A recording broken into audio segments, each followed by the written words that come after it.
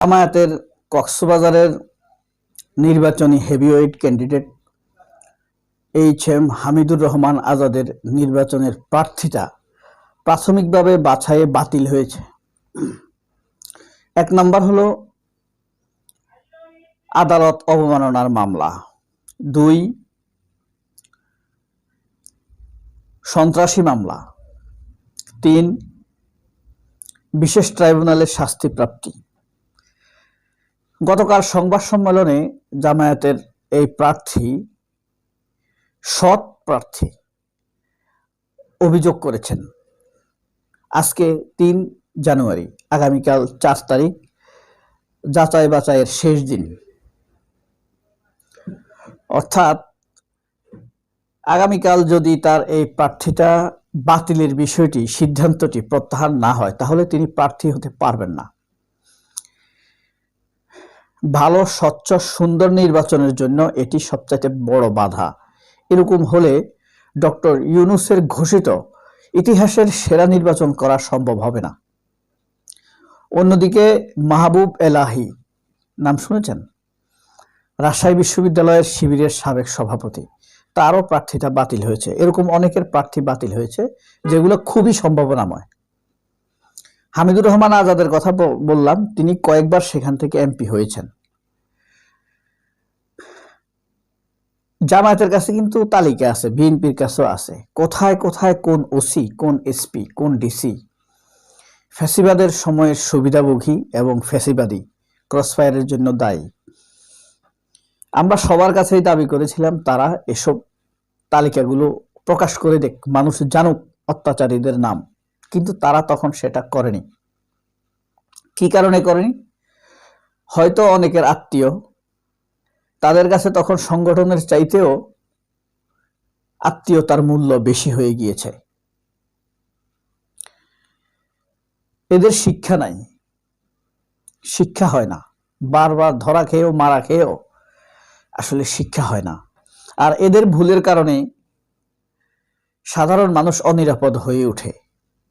এরা অত্যাচারীদেরকে গোপন রেখে নিরাপত্তা দেয়, তারপরে তারা শুধু জামায়াতের উপর অত্যাচার করে না, সাধারণ মানুষের উপরেও যখন অত্যাচার করে এসব দুর্নীতিবাজ ঘুষখোর ফ্যাসিবাদী কর্মকর্তারা,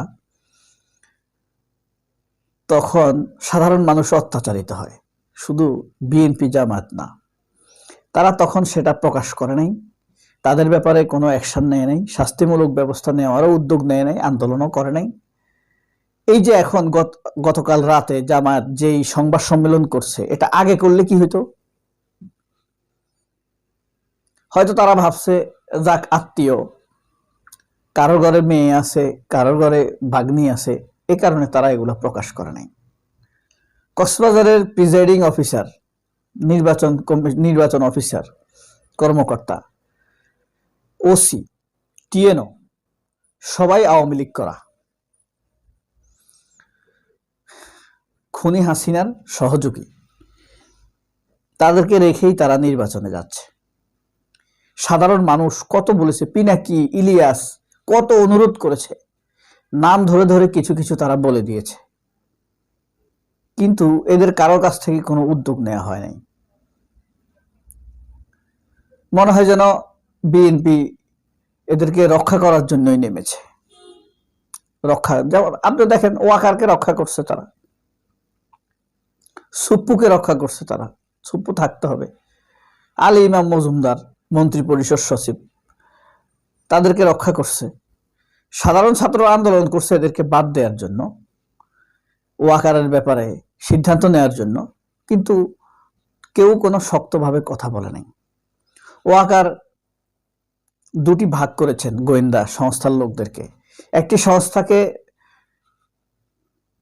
আশা ভরসা দিয়ে আসছে, একটি সংস্থা, একটি গ্রুপ বিএনপিকে, আপনারা তো আসবেনই, এখন চুপ থাকেন। আরেকটি গ্রুপ হয়তো জামায়াতকে ঘোষণা দিয়েছে আপনারা আসবেন। এরা জামাত মনে করছে যে আমাদের সাথে তো গোয়েন্দা বিভাগের যোগাযোগ আছে, রিপোর্ট ভালো। বিএনপি তো ভারত প্রশাসন, আর্মির একটা গ্রুপ নিয়ে খুব আরামে আছে, আসবেই, ক্ষমতা আসতেছেই। বিএনপির তো কিছু দুর্বলতা আছে, চাঁদাবাজি টাজি, যাই হোক। জামাতের তো সেই দুর্বলতা নাই, জামাত কেন প্রকাশ করলো না? জামায়াত সংগঠনের অত্যাচার নির্যাতনের চাইতে ন্যায় বিচারকে বেশি গুরুত্ব দেওয়ার ইঙ্গিত দেখা যায় না। মানুষ পছন্দ করে, কিন্তু এগুলো দেখতে দেখতে মানুষ এক পর্যায়ে বিরক্ত হয়ে যাবে। তখন ভাববে যে সবাই একই রকম। এই যে সততার সাথে জামায়াতের আমির প্রকাশ করলো যে আমার সাথে ভারতের 2 জন ডিপ্লোম্যাটের যোগাযোগ হয়েছে, তারা গোপন রাখতে বলেছে। আমি বলছি গোপন রাখবো কেন, নিজেই প্রকাশ করেছে। কিন্তু 6 মাস পরে হয়তো এমন হতে পারে প্রসঙ্গ আসে নাই, এই কেউ জিজ্ঞেস করে না, এই কারণে বলে নাই। কিন্তু তার দায়িত্ব ছিল এটা প্রকাশ করে দেওয়া আরো আগেই, সেটা তিনি করেন নাই। কিন্তু তিনি তো সততার পরিচয় দিয়েছেন, কিন্তু তাদেরকে বুঝতে হবে তাদের সততার কোনো মূল্য নাই এই দেশের মিডিয়ার কাছে। মিডিয়া তাদের অপরাধটাই খুঁজবে। মিডিয়া খুঁজতেছে এখন কি 4 মাস 6 মাস পরে কেন আপনি বললেন, এতদিন গোপন রাখছে, এটাই তারা দেখতে পাইছে। সততার সাথে যে সে প্রকাশ করছে এটা কিন্তু মিডিয়া দেখবে না। এইসব না বুঝেই তারা অগ্রসর হয়। কখনো কখনো মনে হয় তাদের বুদ্ধি বেশি, নিচের বুদ্ধিগুলো তাদের মাথায় ধরে না। আবার কখনো কখনো মনে হয় তাদের বুদ্ধি আসলে কম। আবার কখনো কখনো মনে হয় তারা সম্পর্ককে বেশি মূল্য দেয়, পরে ন্যায় বিচার বঞ্চিত হয়। এটা হলো হাদি হত্যা নিয়ে দেখেন, কেউ কোনো উচ্চকিত জোরালো কথা বলে না, হত্যার কথা বলে, বিচার হবে এই ব্যাপারে কেউ কিছু বলতেছে না। বিচারের জন্য জোর দাবি বিএনপি তো জানাচ্ছেই না, জামায়াতও জানাচ্ছে না। এমনিতে তৃণমূল পর্যায়ে জামায়াত জানাইতেছে, বিএনপি আগাগোড়াই রীতিমতো হাদিকে শত্রু ভাবাই শুরু করে দিয়েছে বলতে গেলে। অন্যদিকে তারা নির্যাতিত, এই যে ধরেন আপনার নির্যাতিতদের কি বলবো, গুম হওয়া যে আর্মি অফিসারদের যে বিচার হচ্ছে, এটা নিয়ে বিএনপি খুব কথা বলতেছে, খুব না, মোটেই কথা বলতেছে না। তারা চায় এটা হসপস হয়ে যাক, বিচার এলোমেলো হয়ে যাক, বিশেষ ট্রাইব্যুনাল এলোমেলো হয়ে যাক। বিচার নিয়ে বিএনপির কোনো কথা নাই। জামায়াতের যে খুব শক্ত অবস্থান আছে তাও দেখতেছি না। ভারত কোনো কিছুর সাথে যুক্ত এটা শুনলেই এরা তেবলা খেয়ে যায়। এরা এই দেশের মানুষকে ধারণই করতে পারতেছে না, খুব কষ্ট লাগে আমার কাছে। মানুষ কিন্তু আশায় বুক বেঁধে আছে, এবার তারা জামায়াতকে ভোট দিবে, জামায়াত ক্ষমতায় আসবে। এভাবে হলে তো মানুষ হতাশ হবে, তাই না? এই যে এখন একটা প্রায় নিশ্চিত এমপি হওয়া হামিদ আজাদ কক্সবাজারের, সে হয়েছে অতীতে এখান থেকে, তার বিপুল জনপ্রিয় সেখানে। সে দেখেন সে এখন তার প্রার্থীটা হুমকির মুখে, হয়তো ঠিক হবে, কিন্তু এটা কিন্তু একটা প্রোক্লেমেশন, বাধা হয়ে গেল, হ্যাঁ, পিছিয়ে গেল, মানুষের চিন্তা চেতনা পিছিয়ে। আপনারা একটা সমস্যা ফেলে দেয়া মানে আপনাকে পিছন থেকে টেনে ধরা। মানুষ আশাহত হয়, নির্ভরতা হারায়, আত্মবিশ্বাস হারিয়ে ফেলে। যে মানুষ হয়তো ভাবে যাক বিএনপিকে দিব না, জামায়াতকে দিব আমরা ভোট। এখন এইভাবে হলে ভরসা করার জায়গাটা থাকবে না।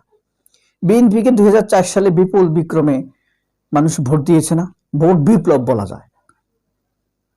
হ্যাঁ, সরি 2000 সালের 1 অক্টোবর। কিন্তু দেখেন তারা ক্ষমতায় থাকতেই লোকে বৈঠা দিয়ে মানুষকে মেরে হত্যা করেছে, মানুষকে রক্ষা করতে পারে নাই বিএনপি। এই কারণে বিএনপির উপর মানুষ ভরসা হারাইছে অতীতের ভুলের কারণে। এখন জামায়াতের দিকে মানুষ ঝুঁকতেছে। জামায়াত আগে নিজেদেরকে রক্ষা করতে হবে, তো তারপরে না জনগণকে রক্ষা করবে। আশা করি